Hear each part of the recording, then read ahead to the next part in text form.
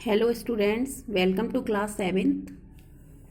बच्चों, ये है हमारी अंतरा व्याकरण एवं रचना की बुक और इसमें हमने पार्ट 1 जो कि भाषा, बोली, लिपि और व्याकरण के बारे में है, इसको हमने पढ़ा था और समझा था। भाषा क्या होती है, भाषा के रूप कौन कौन से होते हैं, ठीक है। उसके बाद मातृभाषा, राष्ट्रभाषा, बोली, लिपि और व्याकरण। अब आज हम अपना वर्क जो है वो नोटबुक में करेंगे। तो बेटा ओपन योर नोटबुक। आप सभी बच्चे फेयर नोटबुक में अपना वर्क आज से स्टार्ट करेंगे। फेयर नोटबुक में सबसे पहले डेट मेंशन करेंगे। सभी स्टूडेंट्स डेट मेंशन करेंगे। आज 13 डेट है और डेट मेंशन करना सभी बच्चों को बहुत ज़रूरी है, इसलिए हमें ये पता चले कि हमने किस डेट को ये वर्क अपनी नोटबुक में किया था। ओके स्टूडेंट, चलिए आपको ये सब लिखने की ज़रूरत नहीं है, आप केवल यहाँ से स्टार्ट करेंगे। पाठ 1 भाषा, बोली, लिपि और व्याकरण। बेटा पाठ का नाम सबको डालना बहुत ज़रूरी है। ये नाम जो है पाठ का सबको लिखना बहुत ज़रूरी है। केवल पाठ 1 लिखने से ही काम नहीं चलेगा, क्योंकि जब हम पाठ का पूरा नाम लिखते हैं तो हमें पता रहता है कि ये पाठ में क्या बताया गया है और किस बारे में है, ठीक है। तो पाठ 1 पाठ का नाम जरूर डालेंगे सभी लोग। भाषा, बोली, लिपि और व्याकरण। सबसे पहले हम भाषा के बारे में लिखेंगे।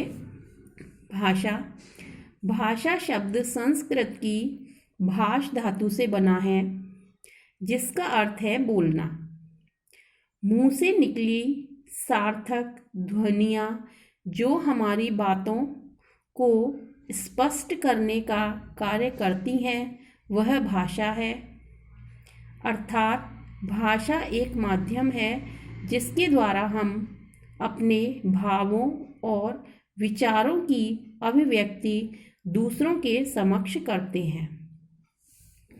उसके बाद है भाषा के रूप, और जिस तरीके से मैंने अंडरलाइन की है इसी तरीके से आपको भी यहाँ पर अंडरलाइन करनी है। आप ये वर्क अपना ब्लैक एंड ब्लू पेन से करेंगे। भाषा के रूप जो भी हेडिंग है वो आप ब्लैक पेन से लिखेंगे। भाषा के रूप, भाषा के मुख्यतः 2 रूप निम्नलिखित हैं। नंबर 1 मौखिक भाषा, नंबर 2 लिखित भाषा। मौखिक भाषा, जब कोई मनुष्य किसी दूसरे व्यक्ति के सामने अपने विचार बोल कर प्रकट करता है और दूसरा व्यक्ति सुनकर उसे समझता है तो उसे मौखिक भाषा कहते हैं। उदाहरण, वार्तालाप, किसी से बात करना, टेलीफोन यानी कि फ़ोन या मोबाइल, दूरदर्शन, रेडियो आदि। इसके बाद है लिखित भाषा, जब मनुष्य अपने विचारों को लिखकर प्रकट करता है और दूसरे उसे पढ़कर समझते हैं तो उसे लिखित भाषा कहते हैं। इसके उदाहरण हैं जैसे समाचार पत्र, पत्र, पत्रिकाएं, साहित्य, तार आदि।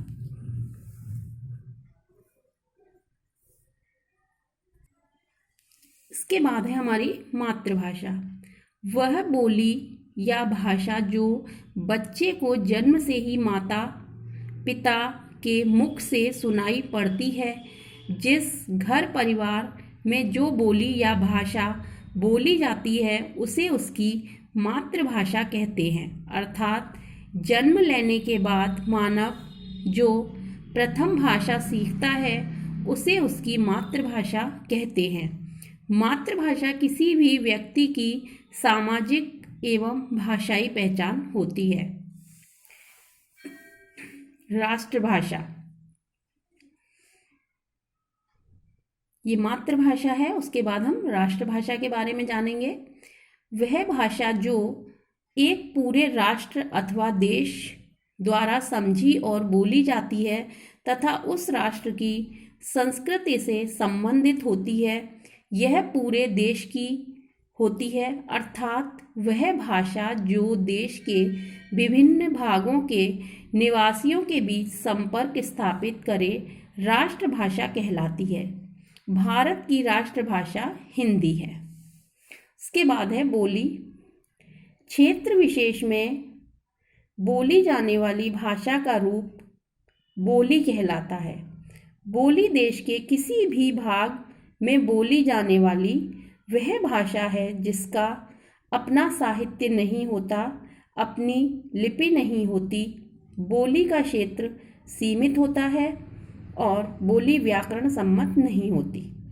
तो बच्चों, आपको ये अपनी नोटबुक में, स्टूडेंट्स अपनी नोटबुक में आपको ये सब कुछ लिखना है। फेयर नोटबुक में ये सारा वर्क आज आप अपनी फेयर नोटबुक में करेंगे। नीट एंड क्लीन राइटिंग का सभी स्टूडेंट्स बहुत ध्यान रखेंगे और सभी पूरा वर्क आपको नीट एंड क्लीन राइटिंग में करना है। ओके।